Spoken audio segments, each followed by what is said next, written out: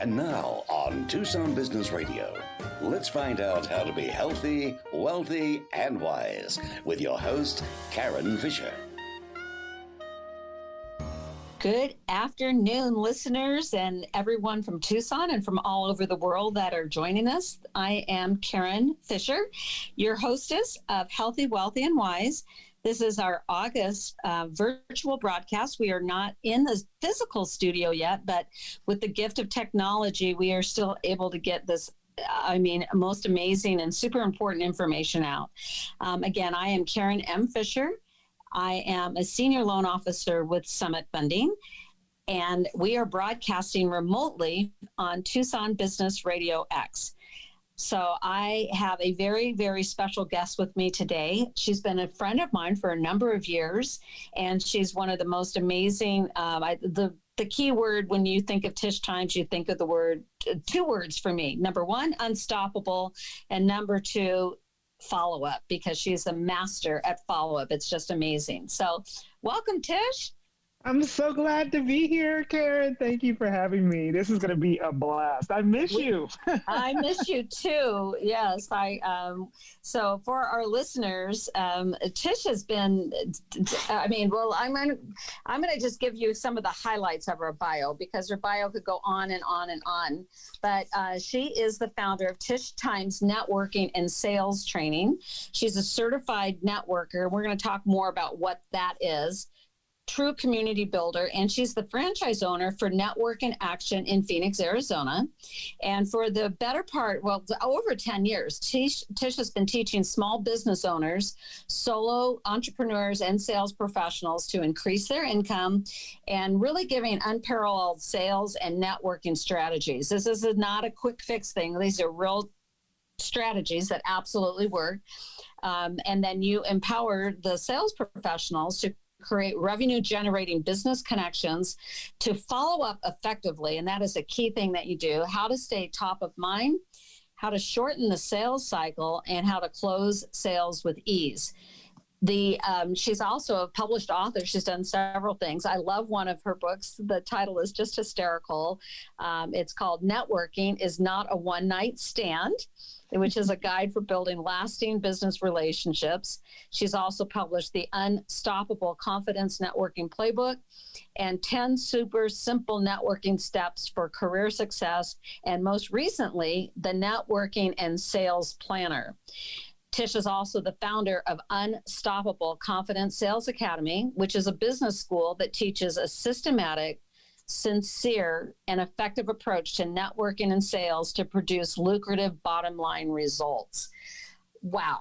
So I know this for a fact that these things are all true. And Tish has some, she's got a lot of insights and things that she's going to share with us. And we'll make sure on the podcast and the information that you've got all of the connections to her social media sites and things to do. I mean, she's a woman of influence and somebody that any business owners, you need to be following what she's doing and what she's sharing with us. So first and foremost, I just want to say congratulations on being the franchise owner. Tell us a little bit more about Network in Action. For sure. Thank you for that. So it's kind of started, Karen. It's been a while since I've had a chance to kind of catch you up on this, but a few years back, I started having some health challenges. You remember I travel every single month. I was on the road, sometime up in Tucson, but sometimes all across the nation. And it was starting to take a toll on my body. I had some health concerns, and I really wanted to start building my network here in the Arizona market. And I had been doing it all over the nation, but hadn't been really focused on it too much here. And when I was kind of trying to figure out, what am I going to do here? I've got to figure something out.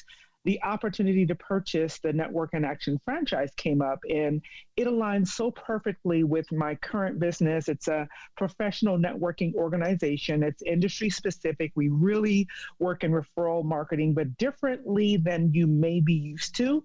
And so I took the opportunity. I was the first franchise owner in Arizona. We've since got one more, and I love it. We meet on a monthly basis, and we help people to build business. So what are some of the key takeaways and some of the things that you're seeing? Because I know you're seeing some huge results for, and it's mostly, are people mostly in Phoenix, or are they from all over with what's able to happen right now? So yes, and both.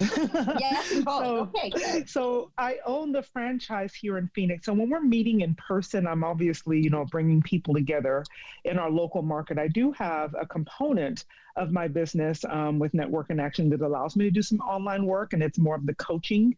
I'm calling it Biz School, and it allows me to work with professionals from all across the nation. And Network in Action is a national franchise, so people can purchase franchises in any city in the United States. And I think we currently have 60 franchise owners at this time. So there's franchises all over. I just have ownership of the one in Arizona. That's really cool. So tell me a little bit, because there's different, networking organizations that are around, and some are category exclusive, some are not. Tell us a little bit more about as far as the Network in Action. Is that a category exclusive type of event? It is. It enables us to really do business together, if you will. So just like some of the others where you have a real estate person and you have one person who's a business coach, one person who's an insurance professional, the benefit of that is that person really is able to capitalize in their market, and they become the go-to person for our group. So when people are out and about networking for themselves, they're also listening for those keywords that someone might say about their partners in their Network in Action group. And so the difference is some of the organizations that are similar meet like weekly, and they go through these reports every week. And the benefit of having a franchise owner like myself, who's been teaching networking and sales for over 10 years, is that we do something different every single month. We keep it really exciting and innovative, and make sure people walk away with tangible nuts and bolts they can apply in their business, as well as meeting new people that can help them to grow their business, be it, new clients or new potential collaboration partners. We're looking for all of that in our monthly meeting. So it's never the same thing every single month. The thing I love most about Network in Action, Karen, is that we also have a nonprofit focus in that every year we come together and find a way to basically be a blessing to some nonprofit in our market. So right now, we're actually doing a drawing right now to figure out, okay, who are we going to support this year and what are we going to do? We're probably not going to do a 5K or something because of the whole virus situation, but we're going to figure out a way to do something to give back. One of the things that I know in terms of just that heartfelt business, I cannot think of a business that I consider to be successful that does not give back to the community in one way or the other. It's one of those things that when you give back, and you're giving not to gain, but when you're just giving back because it's the right thing to do, it is truly amazing how that comes back to you like tenfold. It's as far as that goes. So I agree. A couple of things. Now, some of the things that I know that you are, and I've heard you speak publicly, so I've got some inside scoop, if you will. But the networking follow-up. So what I find that people do, oftentimes they'll go to a networking, let's say it's an in-person event, and it'll happen even with an online event right now. So they'll go to this event and they'll hear something that they think is of interest or somebody that they should follow up with. And then they're all excited, and then they intend to follow up, right? Yeah. And then the next thing you know, that stack of business card goes from here to there, and the next thing you know, a few months later, it ends up in the trash can. And that is just money that has just been it's potential serious revenue. And it's also money that, not just the money, but that psychic energy of feeling like you should have done something, but you didn't. So why do you think people, and I've got my own theories on this, but what are some of the ideas that you've seen with the years of coaching business professionals? Why is it that people are not effective at following up?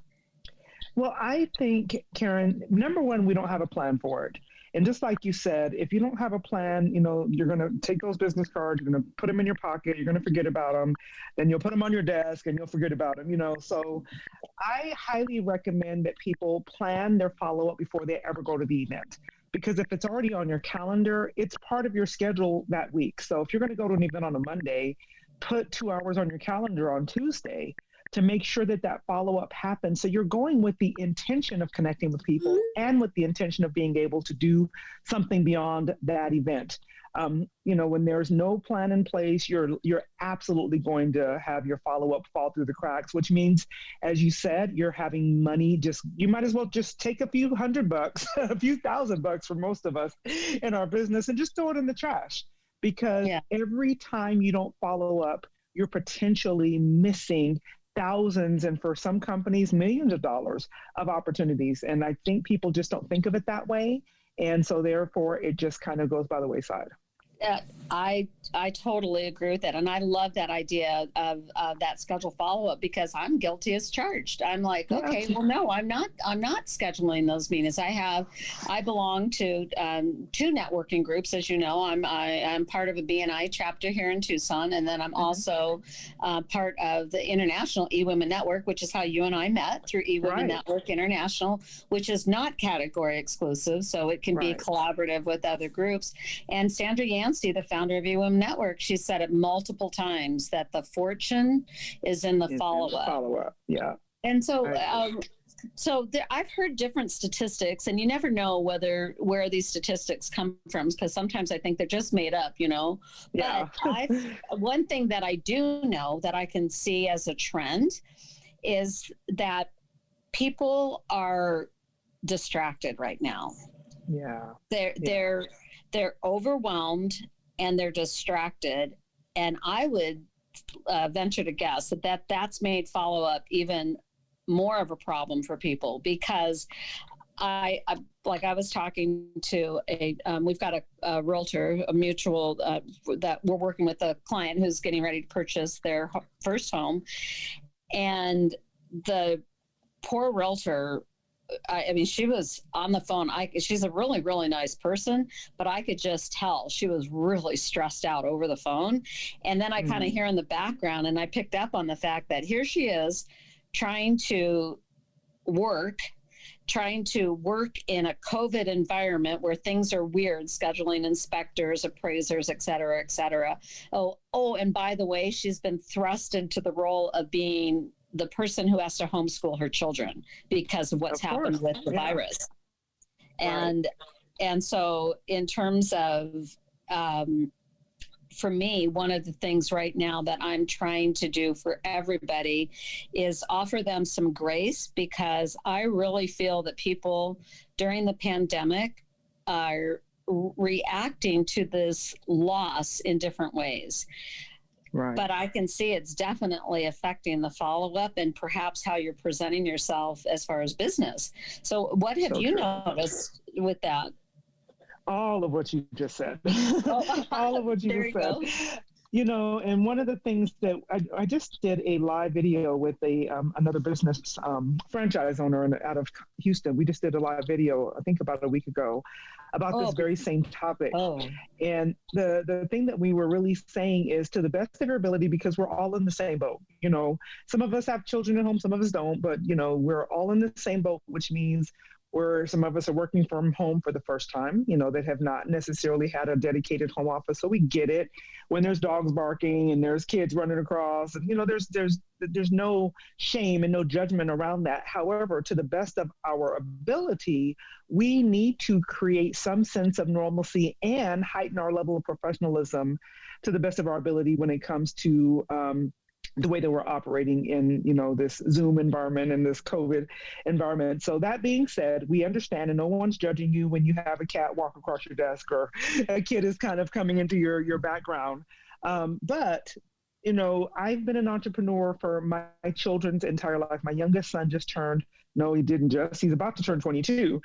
And the one thing that I think I did a really good job at is helping them to understand what entrepreneurship was like.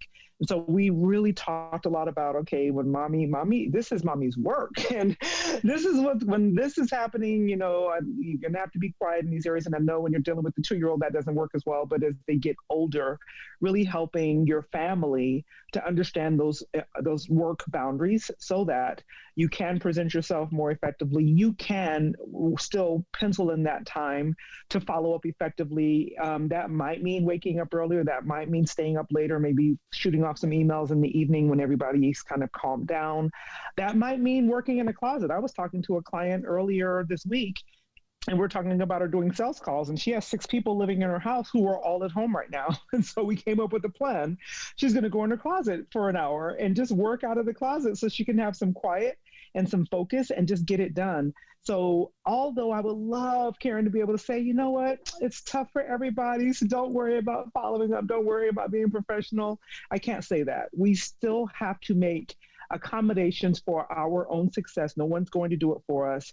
And so to the best of your ability, still carve out that time, still set aside that time to, when you can be on calls in a more private environment, do so. If you got to clean out a closet and stick a desk in there, whatever you need to do to make sure that your clients can still depend on you and feel like they're going to get great service when they work with you.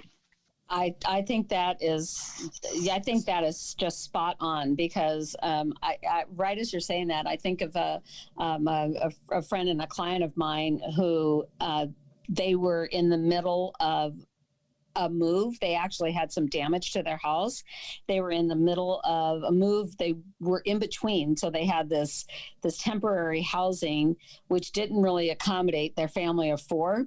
And I literally can picture Lacey, because she took a picture of it after it was all said and done, but she was making her follow-up calls in her bathtub. Yep.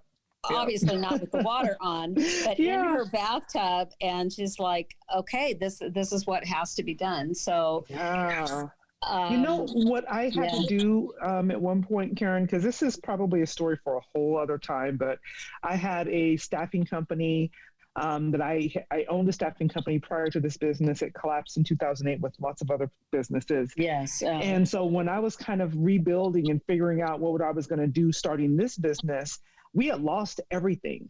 So I'm living, me and my husband and my youngest son are living in my brother's house on the bunk beds in one of his guest rooms.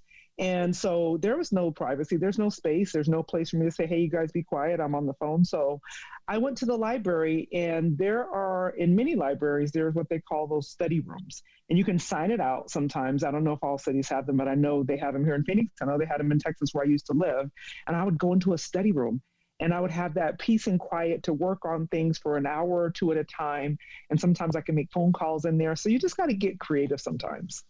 Well, and let's talk about some of these things as far as the creative, because one of the things that's happened with us, so I'm in, as you know, I'm a mortgage banker. But because of the issues with the COVID-19, the breakdown and things like that, and within our own office, we've had 3 people that tested positive for COVID. No, technically that's not correct. We actually had 4, and one of my coworkers, very tragically, so he ended up in the hospital. His dad was in the hospital. His mom was in the hospital. Oh, and get this, they were in 3 different hospitals. Oh my God. Oh, and his dad did not survive. Oh God, that's terrible. So with that, which is, I mean, just absolutely heartbreaking. Yeah. And with that scenario, as soon as we're there, I'll be the first to say I'm 60 years old, going to be 61 in September, and my daughter very kindly reminded me that I'm at the at-risk category. And like, okay. She goes, well, you're old and you've got a little extra baggage. I'm like, oh, thanks, honey. Sweet children. That's what comes from my mathematician daughter, who is just the facts, ma'am. But within our company, and then my company is, our corporate headquarters are out of Sacramento, California. So there was back in March, there was even though mortgage money is considered an essential business, not all of the facets of operations of a mortgage company are considered essential. They sent, and within a 4-day time frame, and it was something unbelievable. Our IT department, talk about going around the clock. They literally moved 80% of our workforce home in a 4-day time frame. It was something to behold. Our company does what we call the whale of the month, which is basically typically given to somebody, one person who's just done a job that's a job well done, quote unquote, so above and beyond and everything like that. That was the first time in our companies, and we're 25-year history, that an entire department won the whale of the month. Wow. And we had to get creative. And, plus our information, I mean, it's super confidential. So as far as what they had to do to set up for the technology and everything like that is really amazing. But you do have to you've got to get creative. And so we have figured out, I don't know about you, but in terms of the virtual calls, I am meeting people on Zoom. Yeah. Blue Jeans, FaceTime, and then email. And then we have very secure. The other piece of it is you've got to keep your clients' information completely confidential, because just as all of the workers seem to have been sent at home, keep in mind, you've got a lot of bad guys that have been sent home too. They've got a lot of extra time to try to hack into things. And I saw a recent statistic that 37% of all attempted hacks are with the health profession and finance. 37% of all the attacks.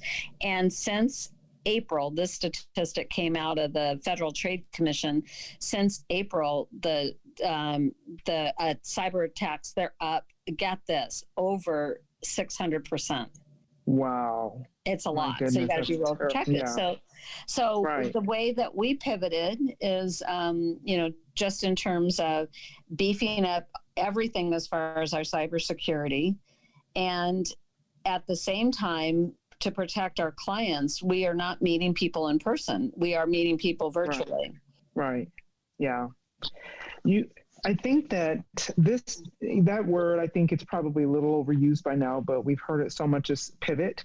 We have to, as business owners, that's why we get into business, I believe. You know what I mean? That's why we take on roles where we have to be in control of our own books of business and so on and so forth, because we are creative. And, many times we kind of get stuck because we're doing the same thing over and over again. You read it, matter of fact, I just wrote an email about this yesterday, I want to say, about how sometimes it's these types of situations, Karen, that force us out of our routine and cause us to have to get creative in order to stay in business. And I think so many of our small businesses are having to figure things out in a way that they wouldn't have had to. We would have stayed in our comfort zones forever and probably stayed in that state of, same income, same level of client service. Whereas now we're having to get creative. We're having to be more innovative. We're having to figure out how to serve at a high level in a way that does not involve that face-to-face type of service. So, kudos to your department there that was able to make that shift, and kudos to all the small businesses that are doing that very same thing right now. I'm having to do it, and so are my other business colleagues. And if we sit on our laurels and kind of wait to see what might happen, we're going to be in trouble. We have to be creative in this hour.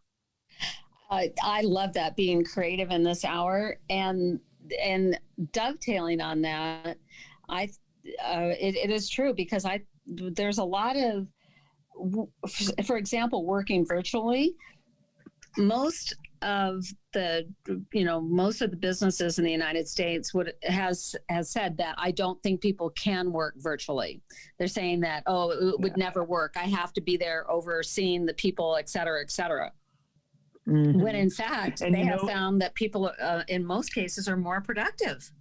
They are. They're more productive. In all honesty, I think we're overworking ourselves. We're probably working more from home than we would have from the office. But what's really funny is I've done work for a university in Texas for many, many years. And I had pitched to them the ability to do some of their professional classes remotely once since I moved to Arizona, actually, because I lived in Texas for most of my life, and they were so set against it, dead set against it. Well, guess what? Now we're we're doing remote classes for the fall for the professional development departments, and they never thought it was possible. So it's like you don't know it's possible in many cases until you try it, and we're having to try things that we once thought were just not going to work as well. We weren't going to be as engaged, and I'm really glad to see people thinking of new ways of doing business.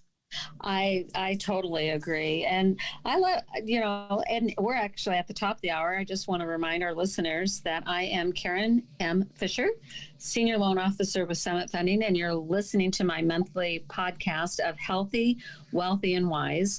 My goal for starting this podcast at the very beginning, people that know me and have known me for years know that I'm a connector. I'm always, people what are people doing to be healthier, wealthier, and wiser? And my very, very special guest and dear friend Tish Times is our guest today. She's an absolute rock star when it comes to helping people grow their businesses and teaching people regarding follow-up and the piece about sales. So one thing that I'd like to talk about, Tish, which I think is, you just touched on it, just as you were saying, as far as the statement, is one of the questions that you had and that you sent this to your friends and people that are connected with you is your question was, what have you learned about yourself during this pandemic?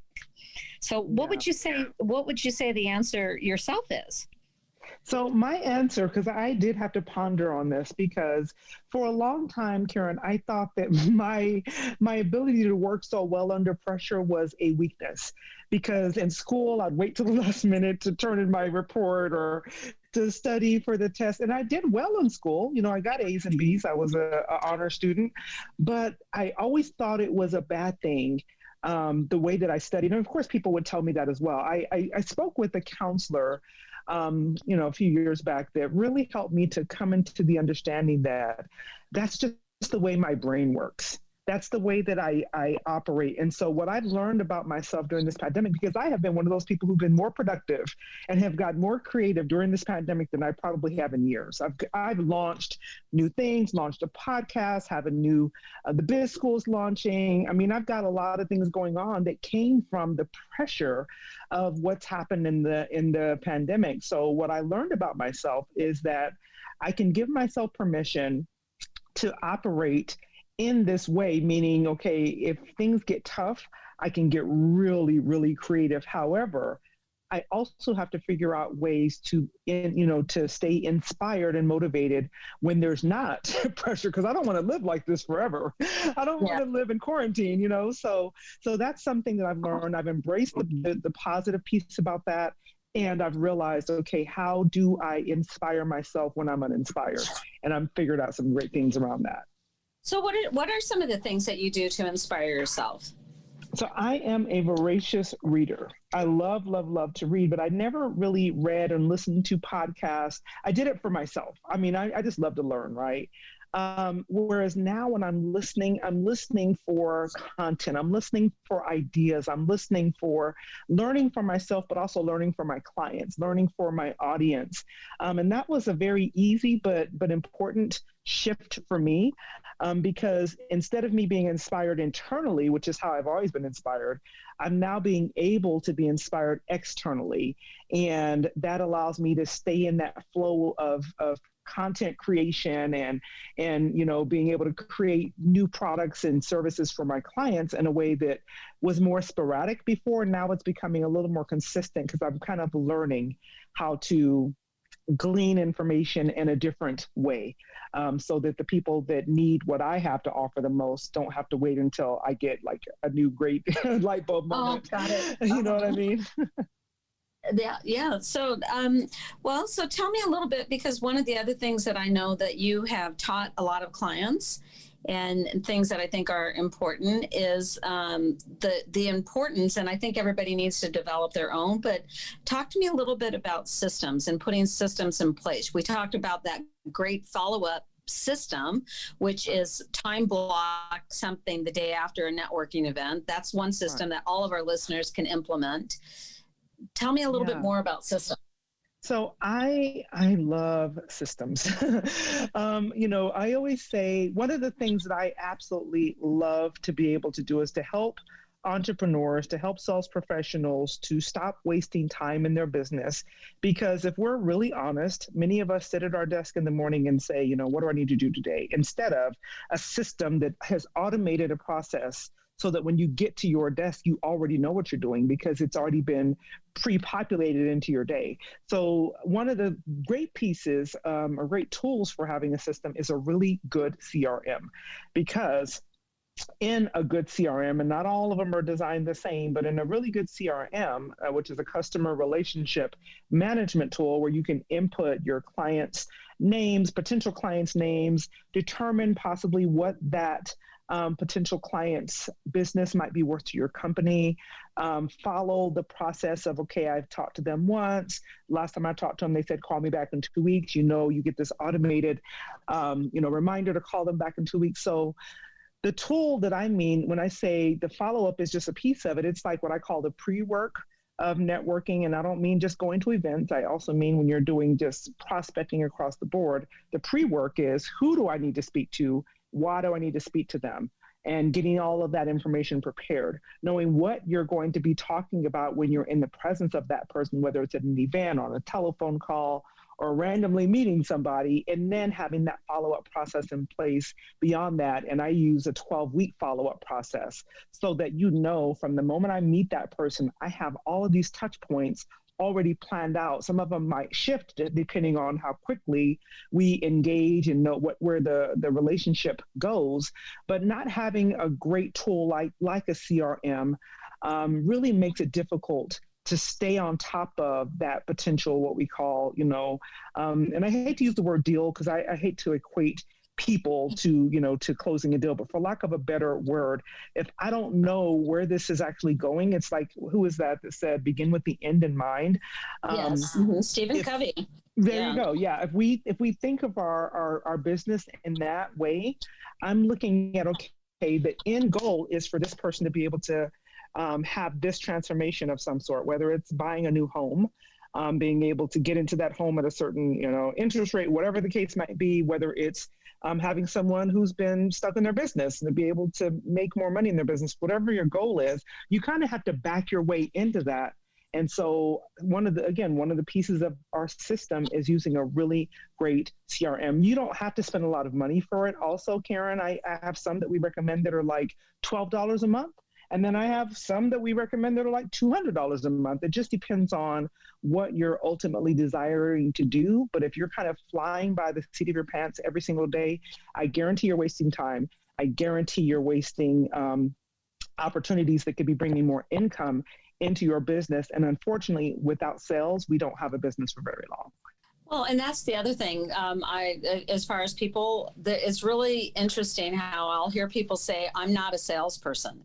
As if being a salesperson is a bad thing. I'm not a salesperson, or I'm not salesy, or this, that, and the other. And I'm like, okay, well, first of all, get over it and call your, and if you can't use the word sales, then, substitute the word service, being in service for somebody, because the fact of the matter is, whether you are a parent who's selling your child as to why they should go to bed on a school night, to why you cannot eat you cannot eat candy for the entire day and donuts and be a healthy person, whatever that case may be.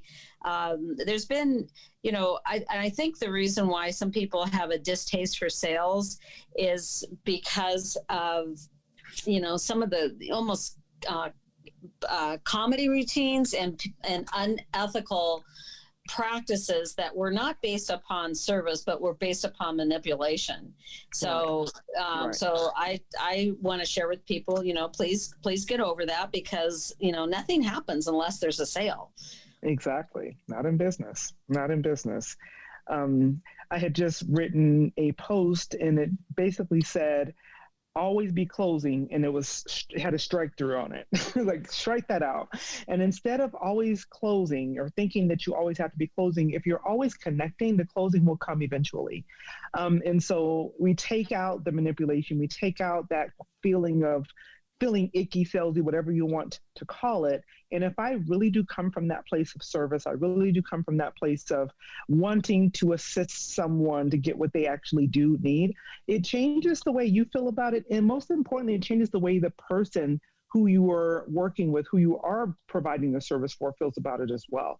And if they want to spend time with you, they want to be in your presence, they want to hear what you have to say, eventually, if you have what they have to offer or what they need, you're going to have an opportunity to do business with them. We just have to change the way we think about sales, I believe, Karen.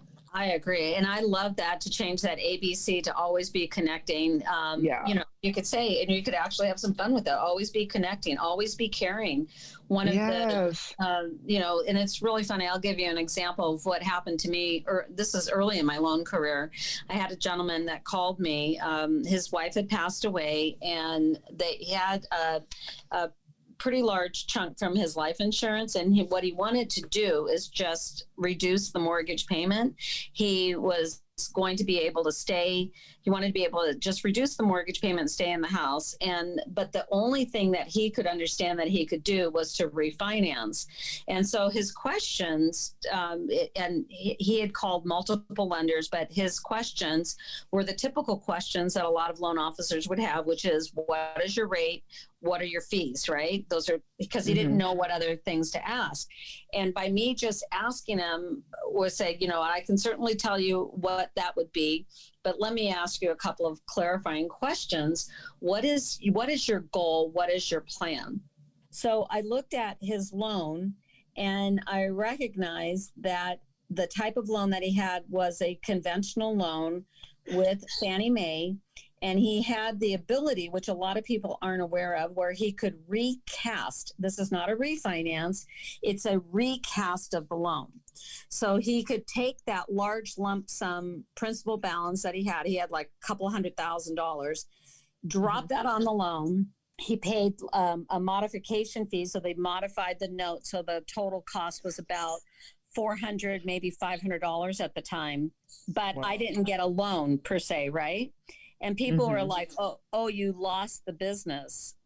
Well, let me share with you, Tish, that client, because I wasn't out there it was like that insider information that I knew about the recast provision. And most lenders will never talk to their clients about this. And, but that one client and I consider him a client, because to me, a client is somebody that's referred me out. That one client, within a 60-day time frame, referred me 17 clients. Wow. Now, I obviously didn't do 17 loans, but I did 8 loans. And so when I think about sales and that connecting and that caring, people come to you because they might be great at baking bread, but they might be awful at running a business. Very true. Right? Very, very true. Yeah. And people come to me because if they were really that interested they're not interested in a loan. They're interested in the fact that the money will allow them to have a roof over their head, or if they're doing a refinance, maybe they can pay off some of their bills and reduce their household expenditures. If they were that interested in loans, they'd be a loan officer, right? Right.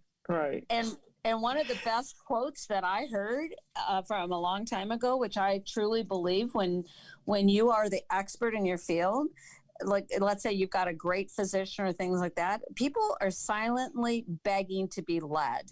They don't want to be misled, but they want somebody who's an expert in their field to give them advice and counsel that is meaningful and relevant. Very true. Very true. I personally do more loans in 1 week, closed in 1 week, than the average consumer will do in their entire lifetime. Wow. So if you think about that, it's wise to tap into my knowledge. And then in terms of your business consulting and the efforts that you've had and the information around networking and sales and helping people to grow their businesses, we're talking collective, decades worth of work. Easily, for sure.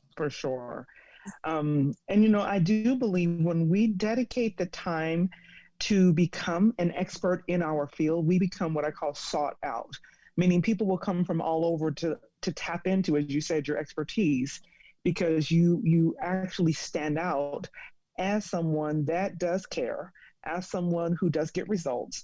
And you become that person that they will use, over and over, and they will refer lots and lots and lots of business to you. So I think it does require us to figure out, how do we stand out? How do we differentiate ourselves? How do we get so deep in the place of knowledge so that when people come to us, they get a different experience? I believe, Karen, and I've not done business with you on that level, but I've seen your work enough to know that when people do business with you, they probably don't get the exact same type of experience that they might get with another lender, for instance. It's a very unique experience because it's you. When people want to do business with you and the way that you care for them, the way that you operate in your zone of genius, rather. And so we just have to tap into that. I think we have to really embrace that. And thank you for acknowledging that, because that's I do believe that one of the reasons I'm called to what I'm doing, and this is also one of the reasons I do this podcast, is that I want to help the whole person. And finances is one piece of everything, and as far as you. But, we had a couple of questions here as far as what you wish people would ponder. One of the things that you said, you wish people would ponder about, how do they get better results from their prospecting and networking efforts? What are some tips, some juicy nuggets we can leave our listeners with? You know what? They're going to be juicy, but they're going to be simple, meaning they're things that we should know to do, but we just don't always do them. So once a week, Karen, for my clients, I do what's called an implementation call. And on that call, all we do is make sales calls, because I know that's the thing people fear the most. People are afraid to pick up the phone and just say, hi, I'd love to get to know more about you or talk to you. Instead, they feel, what if they say no? What if they don't answer? What if they don't call me back? And so one of the things that will get you more results, to be honest with you, simple is said, but hard to do, is pick up the phone. Have voice-to-voice connections with people. Mm-hmm. Start working on the relationship building part of your business, and be less concerned about, oh my God, I got to meet these numbers. You're not going to meet the numbers without building the relationships.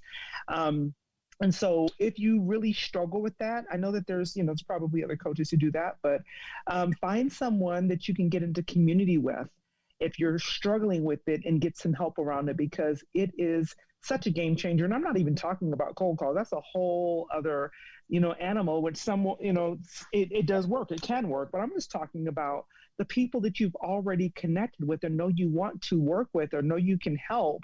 Pick up the phone and talk to them. You'd be surprised how many people say, I hadn't done that, or I was going to make 10 calls this week and I didn't make any, and they get in their head.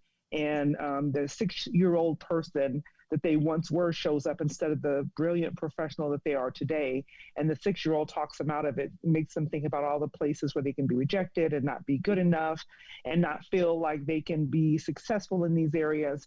And it talks them out of their success every single time. So that's one of the biggest things, as simple as it sounds. Pick up the phone, consistently set aside a couple of hours a day, I would say, but at least a few, a little bit of time to make sales calls, make phone calls, connection calls, actually is what I call them.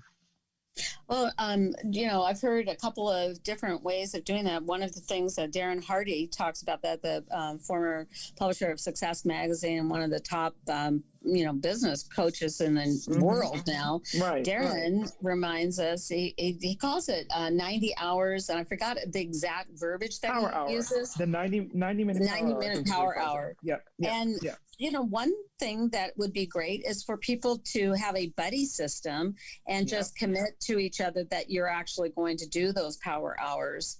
And one of the things that I have to do, and this is something you know about me, is I got to make it fun.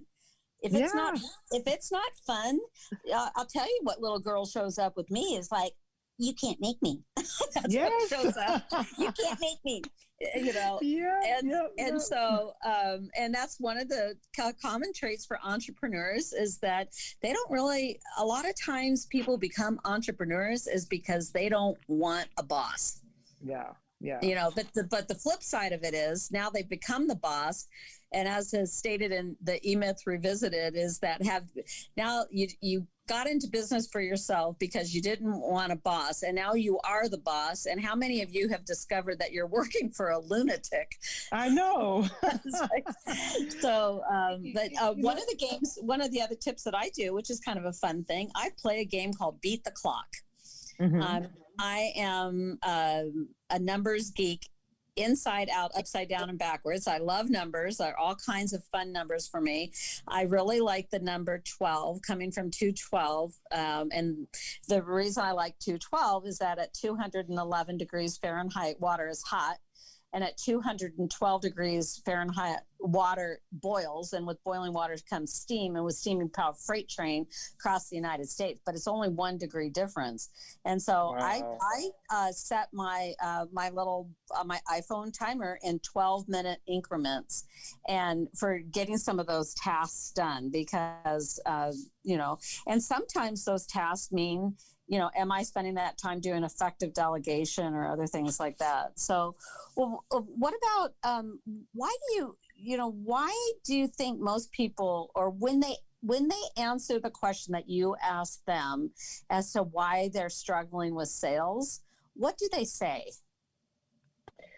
Most people will think, that can answer, I'm just not good at sales. It's not something that people respond to for me, or I don't know what to say. And when we get them to think about it, because my favorite client, Karen, is the person who doesn't see themselves as the salesperson. That's my favorite client, because I'm like, good, we don't have to break any bad habits. We can just start from where you are right now. But if they think they're just not good at sales, I want to take them back to, how did you meet your best friend? How did you meet your husband or your wife? How did you connect with the person that you spend time with, at work or whatever, and realize it's the same thing. You're just having conversations. You're just learning how to engage people differently. So they have it in their mind. They're not good at sales because, as you said earlier, somewhere along the way, they got a preconceived notion of what a salesperson is. Someone told them something, they had an experience, they saw something on television, whatever the case might be. So what we have to do is reframe their thoughts around what sales is. And I always, think about it this way. If you were walking down the street and you had a pocket of Band-Aids and you're walking past someone who's bleeding, you're not going to walk past them and go, oh my God, I wonder if they'll say yes if I offer them a Band-Aid. You're going to give them a Band-Aid. You're going to bandage them up. You're going to do something to help them. And so it's like, you have a solution people need. All you got to do is go help somebody. So instead of saying, I want to make $1 million this year, say, I want to help 1 million people this year. And your whole mindset shifts and you get out and you do it. Oh, I love that. I absolutely love that. And that is true because think about it. And well, that brings up a kind of a fun question is, how did you meet your beloved husband? Oh, well, first of all, let me just say that our anniversary is next month on September the 30th. We're celebrating 25 years. He is I can't even say enough words. He's my best friend. He is my beloved. I call him my Superman for reasons people probably don't think. They probably think is one thing. It's actually something else. But we met in church. That is awesome. Ushering. Yeah, he walked in and I was ushering, and I always say, and I sat him down. And you sat him down. I love that. So now you were in Texas at the time. What part of Texas? Right. Yeah, El Paso, Texas. Oh, okay. Yeah. One of the things that we've got so many people in our prayers. I've got family and friends in the Houston area, and then certainly Louisiana and Mississippi. And this thing about Laura, it's been, oh my goodness. Yeah, we just had my goddaughter. She drove out of Louisiana before it hit and got to her mom's house in Dallas, which I'm glad about that. And then my husband is from Houston. So we've been okay. keeping a close eye because all of his family, most of them are there as well. But it didn't hit Houston as bad, but it did hit Louisiana pretty bad. Oh, it hit with Louisiana. It's just devastating. So that is hysterical. Well, the connector in me, the way that I started dating Scott is I thought we worked together, and I thought Scott was perfect for my best friend. I was playing matchmaker. So, it's just and we just celebrated our 38th wedding anniversary. Oh, congratulations! Yes, and in spite of COVID and everything like that, our daughter, it's been quite a roller coaster of emotions. Our daughter has been engaged for a little better than a year and a half, and so we basically what we did is we planned the wedding, changed the plans for the wedding, unplanned the wedding, replanned the wedding, and then created. And so we went from a 200-person wedding celebration to a very small outside. We had 40 people outside, like all spread apart with masks. And but I now have a son-in-law, so that's pretty awesome. They're wonderful. Yeah. And then we're going to have a celebration. They went ahead and got married because I've got my in-laws are 89 and 90 respectively, 89, 89 and 90 respectively. And so we wanted, so we had the actual marriage ceremony. We had a nice brunch. We were all separated and everything. And then we'll have the big party in a year from now. And that was a lot, with the pandemic. That was a real, for somebody like me who likes to have, T's crossed, I's dotted. Yeah. The systems, it was everything you could have possibly imagined just went out the window.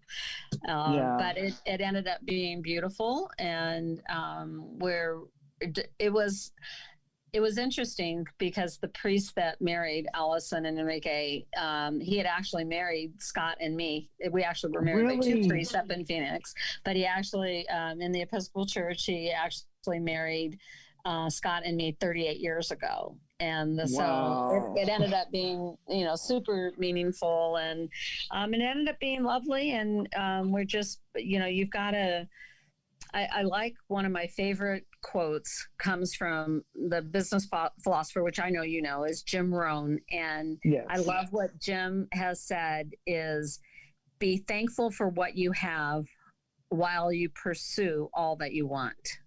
Wow, I love that. I don't think I've heard him say that. I thought everything he'd said. That was really good. Yeah, I like that one. That's a great one. Well, it is hard to believe, but we are coming up at the end of our hour together. I could spend days with you, which I cannot wait. I actually, just a little tip. This is a little mind tip for my listeners. I have personally stopped using the word social distancing. Not using that any longer. I am using the words physical distancing. Me too. Because we are social beings, and this is a great time. If you have not picked up the phone, pick up the phone, pick up your pen, do something and just check in with people and let them know that you're thinking about them. Not from a business standpoint only, but, people are really, it is not normal for human beings to be isolated. I agree. And I know it's hurting. I know it's hard on a lot of people. And I just think if you could be that person that gives somebody, what is that light that maybe you could bring to them today? Is there a positive quote or something funny or something uplifting that you can share with somebody? And I just, on a personal basis, I learned very early in my career that negative information is free you Yeah. typically need to pay for positive information. You've got to go and seek it out. And it's kind of like water finding its own level. It's going to sink to that lowest common denominator. But if you want to climb on the mountaintops, you've got to reach for it. You got to go for it and try to fill your mind up with some things. I know you're a voracious reader. What are some positive, like what's your favorite, asking me what a favorite book doesn't really work because I have too many of them. But what's your most recent? Me too, yeah. Yeah, it's like, what is your favorite book? You mean I have to pick one? So. I know. I'm literally I'll tell you I just downloaded because I'm always reading and I always have a personal book, a business book, and a spiritual book going at the same time, all the time. I just downloaded a book that is called How to Mind Your Own Mind. No, How to Own Your Own Mind.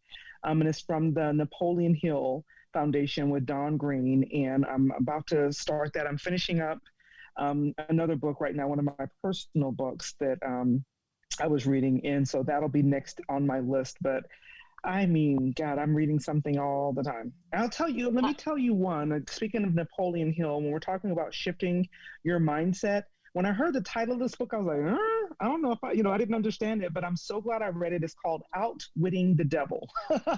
Outwitting the Devil by Napoleon Hill and Sharon Lecter. And oh my God, it will get you to rethink everything about the way you're seeing business, the way you allow yourself to get in those comfort zones. He calls it drifting, where we're just kind of drifting through the world and not paying attention to what's really going on. It's a game changer for sure.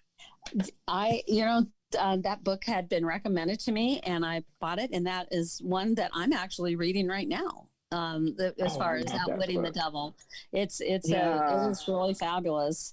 The other book that I've been reading, and actually I am rereading it now for the third time, is by James Clear, and the book is called Atomic Habits. I have that on my list as well. I've already downloaded it, but I have not started it yet. So yeah, it's on my book list of books to start reading. I love that. Well, this has been, Tish, you're such an awesome person. And I know people that work with you, they get tremendous results. And I just want to say thank you from the bottom of my heart for being my guest today. Our amazing producer, Mark, will be able to send the link so that we can forward this and share your podcast. And you've got some great tips. If you were to leave us with one quote or one thought today, what would that be?